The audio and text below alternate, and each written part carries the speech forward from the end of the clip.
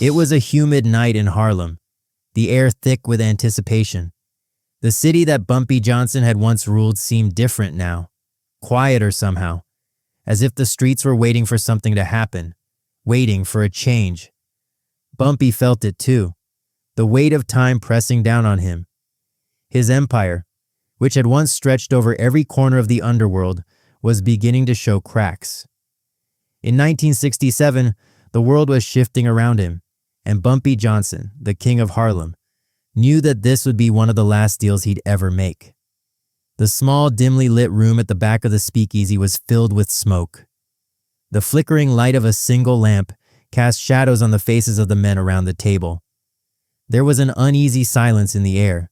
Bumpy had made countless deals in rooms like this before, but this one felt different.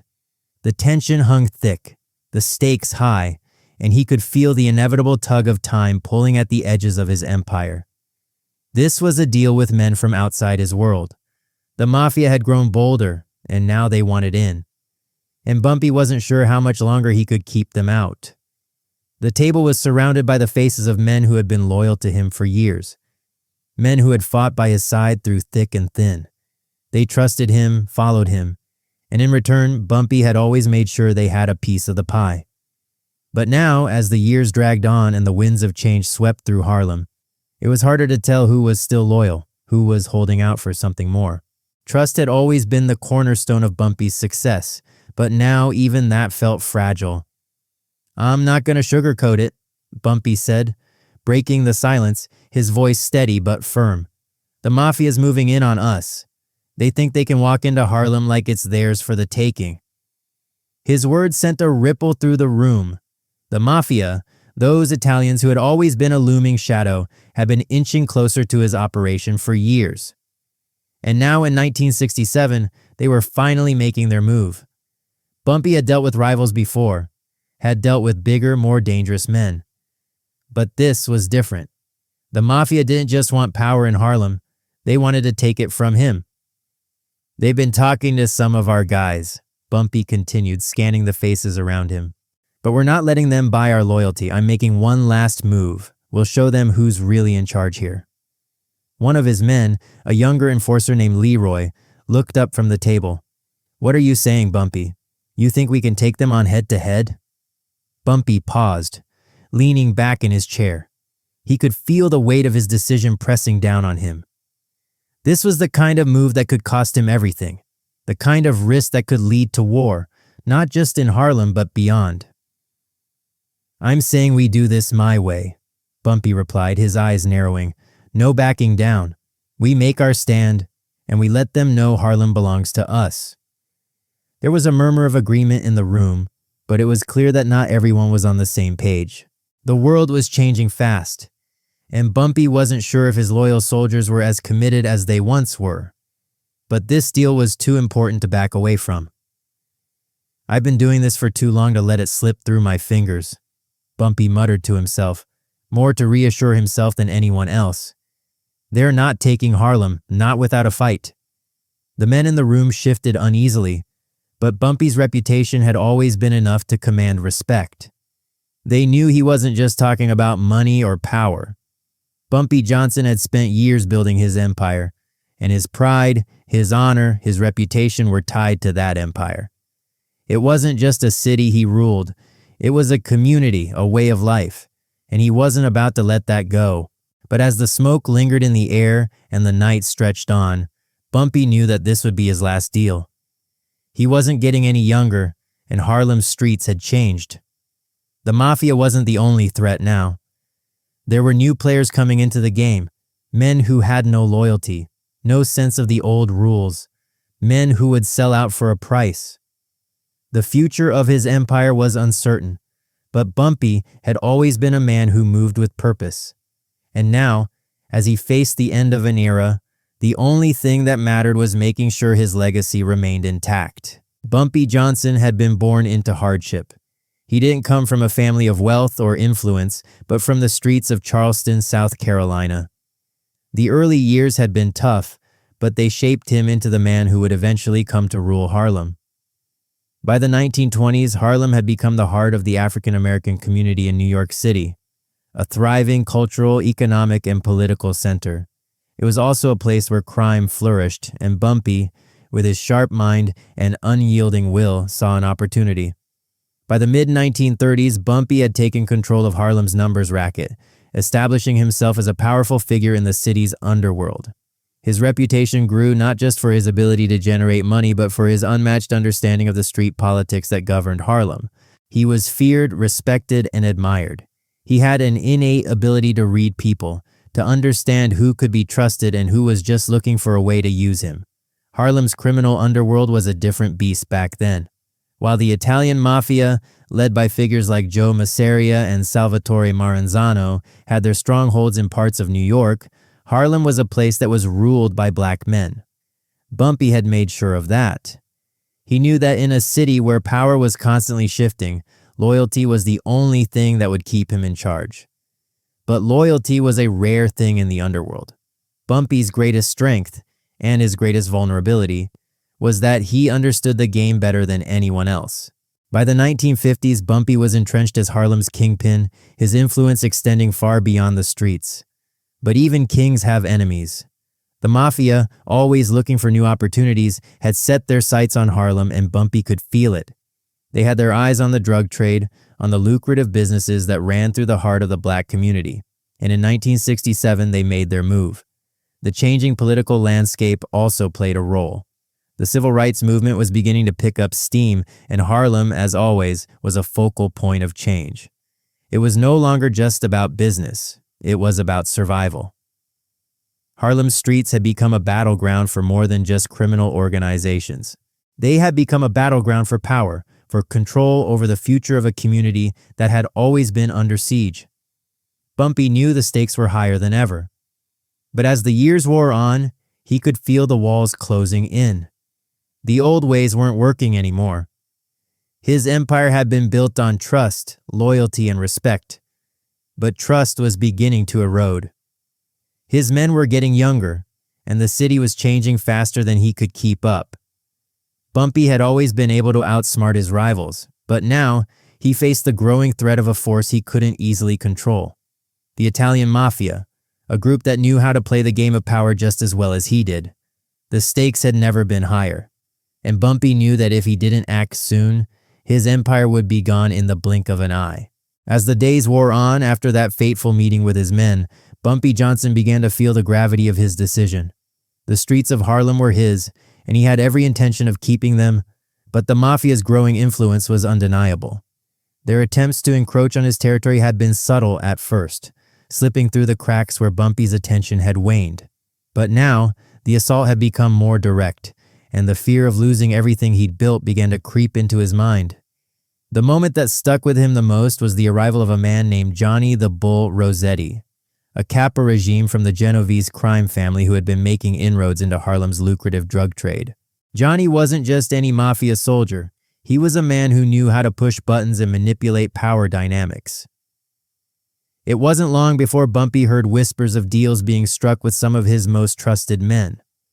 The men who had once bled Harlem alongside him, men like Leroy and Tony, were being courted by Johnny's network, offered money and protection in exchange for access to Bumpy's operations.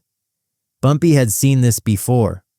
Rival gangs trying to infiltrate his ranks, trying to break his trust and weaken his power, but never from the Mafia, the one group that had always stayed in their lane, respecting the boundaries of Harlem. The fact that they were now openly trying to undermine his empire sent shockwaves through his mind. He knew this was a challenge he couldn't afford to lose. Johnny Rossetti wasn't just another gangster trying to get a piece of Harlem. He was a signal that the balance of power was about to tip. The Mafia was tightening its grip on the city, and Bumpy had no choice but to respond with force. He had a reputation to protect, not just for his own sake, but for the sake of his men and the community he had built. That night, Bumpy called Leroy, Tony, and a few of his closest allies to meet at a discreet location in the heart of Harlem. The room was filled with tension, the weight of the situation heavy on each of their shoulders. The men knew something big was coming, but none of them had yet grasped the full scope of Bumpy's plan. "You all know who Johnny Rossetti is, right?" Bumpy's voice broke through the silence, strong and unwavering. His eyes swept over his men as he spoke. He's trying to move in on our turf, and he's bringing in our own boys to help him do it. Leroy, ever the skeptic, furrowed his brow. What do you want us to do, Bumpy? I want us to show him who's in charge, Bumpy replied, his tone deadly serious. We're not just going to sit back and let them take what's ours. We're going to send them a message they won't forget. Tony leaned forward, a concerned look on his face. Bumpy, the Mafia is no joke. If we go after Rossetti and his crew, they're not going to back down. I didn't get to where I am by backing down from anyone, Bumpy shot back, his gaze hardening. And I'm not about to start now. We do this right, we do it fast. We take Rossetti and his boys down hard. We send the message that Harlem is mine, and no one gets to take it without a fight. There was a pause in the room. Bumpy's men knew this was serious. They knew Bumpy wasn't one to waste time with half measures. This was about staking a claim, defending what was his, and making sure no one ever thought they could walk into Harlem and take what belonged to him. The plan was set. They would strike at Rossetti's men in the dead of night, catch them off guard, and show the Mafia that Harlem was not open for business. But as Bumpy gathered his crew and prepared for the confrontation, there was one thing he hadn't accounted for: loyalty. It wasn't long before Bumpy learned that one of his own men, Tony, had been talking to Rossetti behind his back. Tony, who had been one of his closest allies for years, had been playing both sides. Bumpy couldn't believe it. Betrayal like this was the one thing he couldn't forgive. The very man who had promised to help him defend Harlem had, instead, been plotting with the enemy. Bumpy's rage flared as he sat in his office that night, a glass of whiskey in hand, staring out at the streets of Harlem. How could someone he trusted so deeply turn against him like this? His loyalty had been his strength, but now even that seemed like it was slipping through his fingers. He slammed the glass down on the table, the shattering sound echoing in the quiet room. He couldn't let this stand. Tony had to be dealt with. If he didn't, it would send the wrong message to his men, to the streets. Bumpy couldn't afford to lose the loyalty of his crew. Not now. The next morning, Bumpy confronted Tony in the alley behind one of the old brownstones they used for meetings.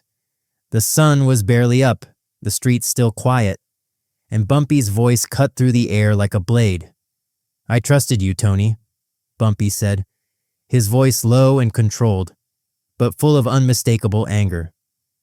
I built this empire on trust, and now you've gone and betrayed me. Tony looked down, his eyes avoiding Bumpy's gaze. Bumpy, it wasn't like that. I didn't mean for it to happen. I don't want excuses. You made your choice, Bumpy interrupted, stepping closer. And now you're going to pay for it. Before Tony could respond, Bumpy motioned for Leroy and the others to step forward. The look in Bumpy's eyes was cold, calculating. Tony was a traitor, and traitors had no place in Bumpy's world. The men stood there silent as Bumpy made his decision. He couldn't afford any more weaknesses in his crew. Not now, not when the Mafia was circling. He turned away without saying another word, his back to Tony. The betrayal had cut too deep, and now there was no going back. The next few days were a blur. The tension in Harlem reached its peak as Bumpy prepared to make his move against Rossetti and the Mafia. He knew that this could be his last battle. If it went wrong, if his crew faltered, or if the Mafia had more tricks up their sleeve, it could mean the end of everything. But Bumpy wasn't a man who shied away from risks. He'd built his empire on the principle that power came from taking what you wanted and holding on to it no matter the cost.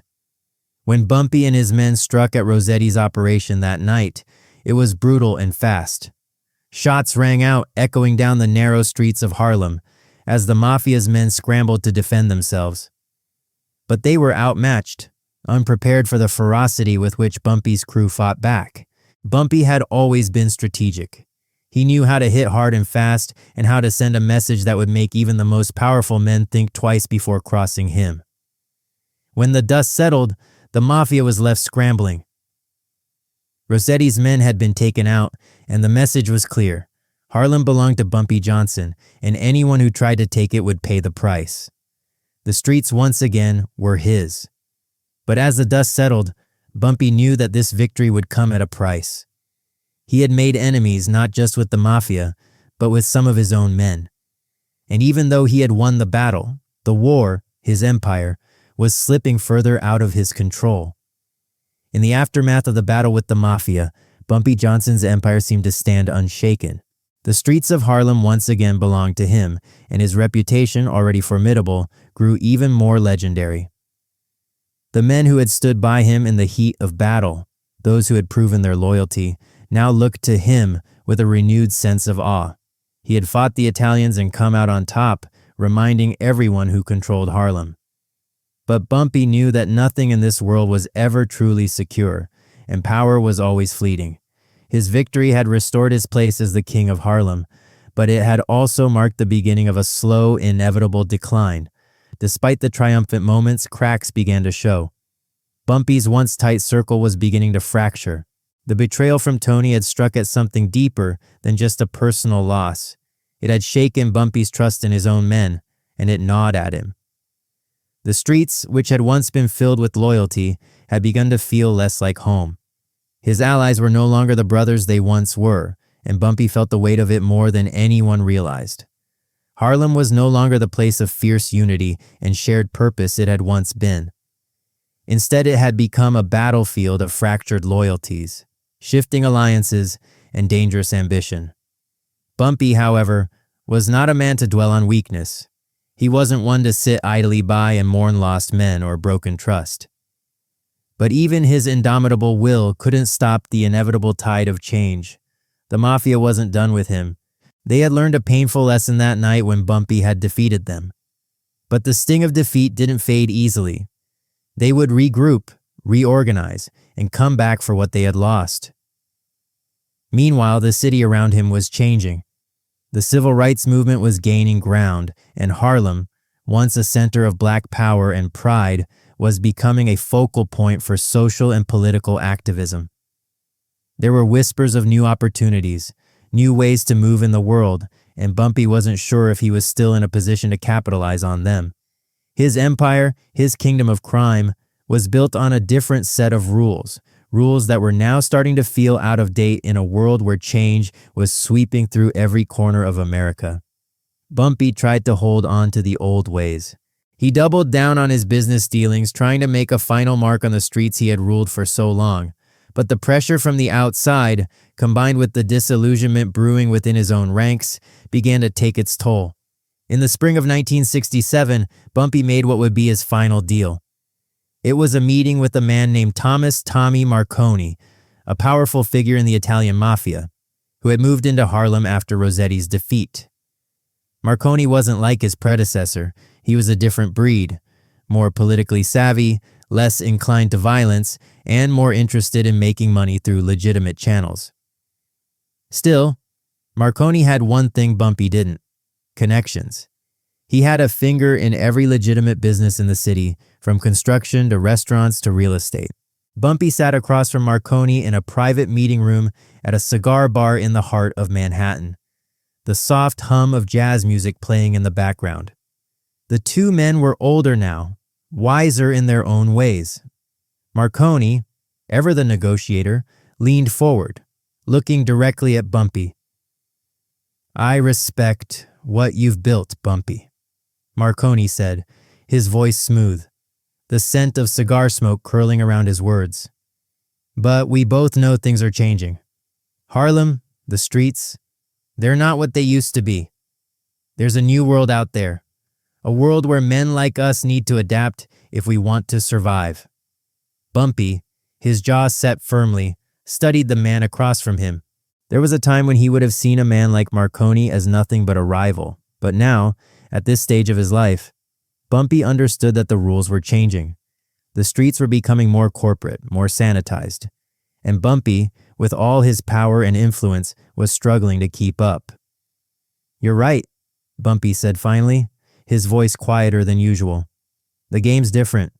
But you're not the first man to tell me that. I've heard it before. You think I'm ready to sell my soul for a little piece of the pie, huh? Marconi smirked, sensing the opportunity. It's not about selling your soul, Bumpy. It's about staying relevant. I've got a network, a way to bring things into Harlem that you've never seen. Legal businesses, the kind that won't get you locked up. You want to keep your people fed, keep them loyal? Then it's time to make a deal. The tension between the two men thickened. Marconi was offering Bumpy a lifeline, an escape from the life of crime, a chance to transition into a world where he could still hold power, still be a player, but without the constant fear of police raids, jail time, and violent retribution. It was the kind of deal Bumpy had always steered clear of. It was too clean, too neat for a man like him. The streets had been his whole life, and he wasn't sure if he could leave them behind, no matter how appealing the offer sounded. You think I've built all this for nothing? Bumpy asked, his eyes narrowing. You think I'm just gonna fold up shop and walk away because the world's changing? That's not who I am, Tommy. I didn't get to where I am by backing down from anyone. The words hit harder than Bumpy had intended. They were a warning, not just to Marconi, but to himself. He had spent decades building something no one could take from him, something that was more than just money. Harlem wasn't just a place, it was his legacy. But as the conversation wore on, the reality began to set in. Tommy's deal was tempting, and Bumpy was no fool. He saw the writing on the wall. The streets were changing, and if he didn't adapt, he'd be left behind. Yet even as the deal was struck, a part of Bumpy, the part that had built his empire from nothing, knew that this wasn't the end of the story. It was a concession, a shift, but it wasn't the future he had envisioned. As the two men shook hands, Bumpy couldn't help but wonder what the future would hold. He had fought hard to carve out his place, but the world around him was evolving. The last deal he made was a concession to that changing world, and in that moment, Bumpy realized something painful. The empire he had ruled was slipping away. The deal Bumpy Johnson struck with Tommy Marconi was never meant to be a permanent fix. It was a way for Bumpy to regain some ground, a bridge between his old world and the changing tides of Harlem. But deep down, Bumpy knew something wasn't right. This wasn't just a financial agreement, it was a change in his way of life, an acknowledgement that his time at the top was coming to an end. He had spent decades building an empire on his own terms, and now he was agreeing to let someone else dictate the future of that empire. The price of survival was steep, and the cost was more than just money. It was his control, his pride. In the following weeks, the deal began to take shape. Bumpy worked with Marconi's men to bring new investments into Harlem. The streets that had once been teeming with underground deals and backdoor rackets now saw legitimate businesses emerging. Businesses that were clean on the surface, but still held the same underworld connections Bumpy had always relied on. At first, the transition seemed smooth. Bumpy's reputation held enough weight that many of his old allies accepted the change.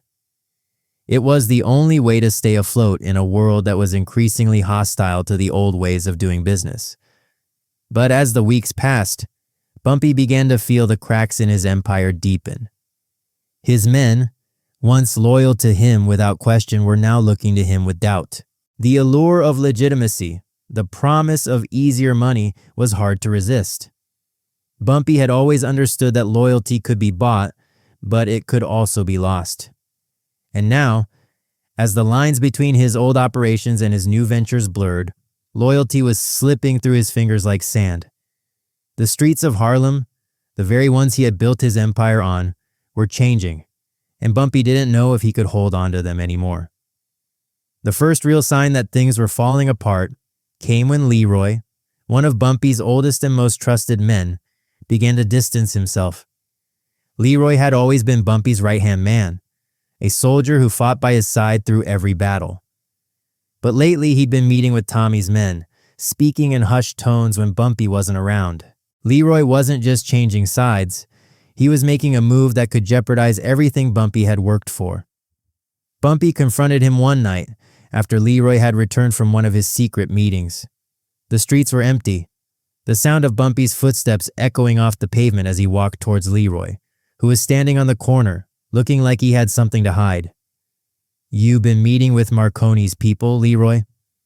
Bumpy's voice was calm, but his eyes were hard, a cold fury simmering beneath the surface. Leroy didn't meet his gaze. "I'm just trying to keep things running smooth, Bumpy. You know the world's changing. We can't stay stuck in the past." Bumpy's jaw clenched. "You're not answering the question. You're making deals behind my back, Leroy. What's going on?" Leroy shifted uncomfortably, taking a step back. "It's not like that. I'm doing what's best for the crew. You can't keep doing things the old way. You're trying to keep a hold on something that's slipping away, Bumpy. The game's changed." Bumpy's fists tightened. "And what about loyalty? What about everything we built together, huh?" Leroy shook his head, a sad look crossing his face. "I didn't want it to be like this. But you're not seeing the bigger picture. We can't fight forever, Bumpy. The Mafia's got power. Marconi's got power. We're just trying to survive." Bumpy's heart sank. He had always known that loyalty had its limits. But hearing it from Leroy, a man who had been like a brother, hurt more than anything else. This wasn't just about business. It was about the betrayal of everything Bumpy had stood for. And in that moment, he realized that even his closest allies had already started making their moves. The streets, once ruled by him, were now full of whispers, divided loyalties, and shifting allegiances. "You're wrong, Leroy," Bumpy said quietly, his voice heavy with disappointment. "The only thing that's slipping away is my trust in you."